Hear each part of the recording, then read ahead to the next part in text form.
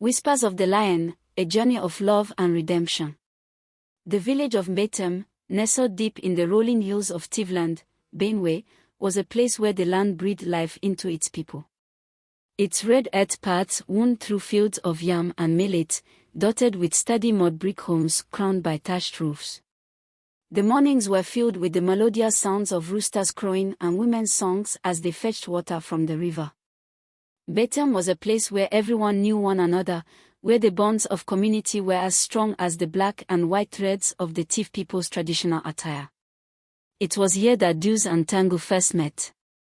Duz was known throughout Betem for her beauty and grace. Her dark, smooth skin glowed in the sun, and her wide, expressive eyes sparkled with intelligence. She had a smile that seemed to brighten even the gloomiest of days. Her skill at weaving and cooking had earned her the admiration of the village elders, and her quick wit often left her peers in awe. Despite her charms, Duz was humble and deeply connected to her family, always willing to help her mother with chores or assist her siblings with their studies.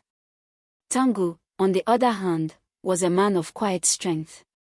His tall, lean frame carried the marks of a hardworking farmer, his hands callous from years of tilling the soil. His deep-set eyes held the wisdom of someone who understood the rhythms of the earth, and his smile, though rare, was warm and reassuring.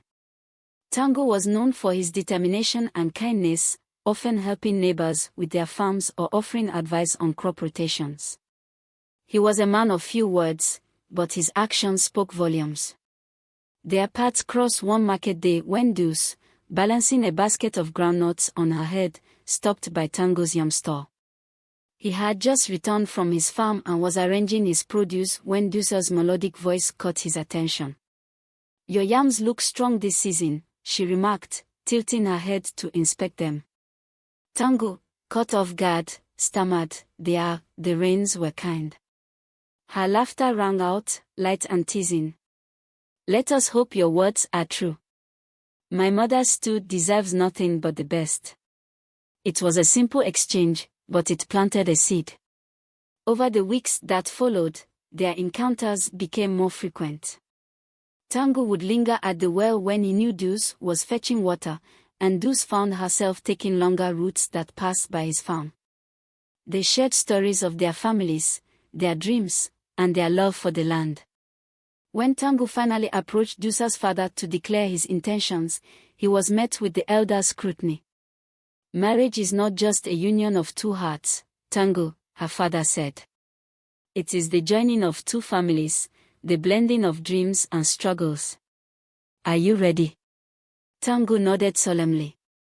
"I may not have much, but I will work tirelessly to ensure Duz wants for nothing." Their courtship was filled with moments of tenderness and mutual respect.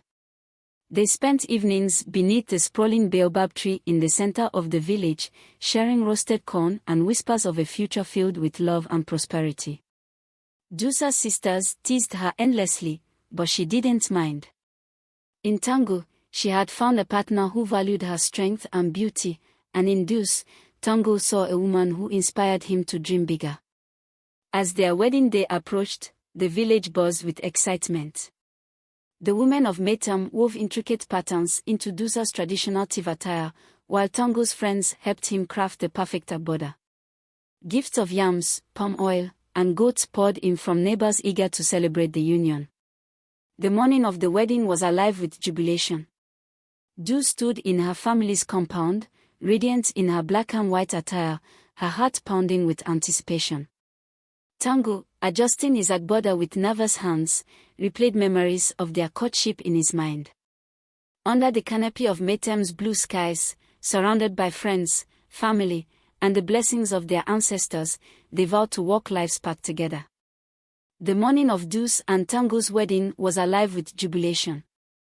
The village seemed to wake earlier than usual, as if the earth itself was eager to witness their union.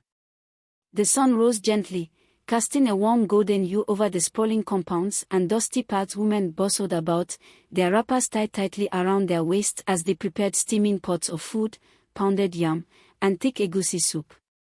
Men erected colorful canopies and arranged rows of chairs, their laughter mingling with the rhythm of pounding pestles and the distant bleats of goats. Du stood in her family's compound, surrounded by her sisters and cousins. Her native attire was a masterpiece, carefully woven black and white patterns that spoke of heritage and pride. Her head wrap was perfectly tied, and her cheeks carried the faint glow of youthful excitement. In a moment of stillness, she gazed into the mirror and felt her heart swell. Today marked the beginning of a new chapter, a journey with Tango, the man she loved deeply. On the other side of the village, Tango adjusted his agbada, the fabric dripping across his strong shoulders. His friends teased him mercilessly, calling him the happiest man in Tivland. Tango smiled but said little, his mind replaying moments with Deuce, their laughter under the shade of mango trees, her playful scolding when he spilled palm wine on her wrapper, and the way her eyes sparkled when she talked about their future farm. The ceremony was a tapestry of culture and joy. Under the canopy, elders blessed the couple with prayers and proverbs, their voices deep and melodic. The drums began to beat, and soon the air was alive with music. Dancers adorned in bright beads moved to the rhythm, their feet pounding the ground in celebration. As the crowd cheered, Deuce and Tango stepped forward, each holding a calabash of palm wine. They exchanged smiles, radiant and full of promise. The first few years of marriage were as beautiful as their wedding day. Deuce and Tango became a team, their lives intertwining seamlessly. Every morning, they walked together to their farm, where endless rows of yam vines and millet fields awaited them. Tango worked the soil with skill and determination, his hoe carving neat rows in the earth. Deuce followed behind, planting seeds and gathering harvested crops into woven baskets. Their laughter punctuated the hum of the countryside, and their shared dreams made the hard work feel lighter. In the evenings, they would sit outside their mud brick house, sharing simple meals and talking about their plans. One day, Tango would say, "We'll have the biggest farm in the village. Our children will never know hunger." Deuce would smile, her heart swelling with hope, but life, as it often does, began to change. The rains came late one year, and the harvests were meager. The abundance they once enjoyed dwindled, replaced by the weight of worry. Tango began spending longer hours in the fields, his muscles straining against the unyielding earth. Deuce noticed the lines of exhaustion on his face and the way his laughter faded into silence. The tension crept into their home like an unwelcome guest. Deuce worked tirelessly to make their meager provisions stretch, but it was never enough. One evening, as she stirred a pot of watery soup over a clay stove, she glanced at her children playing nearby and felt a pang of guilt. She had once promised them a life of abundance, and now she could barely feed them. When Tango returned home that night, his face was grim. He dropped his hoe by the door and sat down heavily, avoiding Deuce's gaze. "The fields are dry," he muttered. "The yams are failing." Deuce wanted to comfort him, but her own frustrations bubbled to the surface. "You think I don't see that?" she snapped. "I'm the one who has to figure out how to feed this family." Their voices clashed, each blaming the other for circumstances beyond their control. The children huddled in a corner, their wide eyes peeking out from behind the curtain.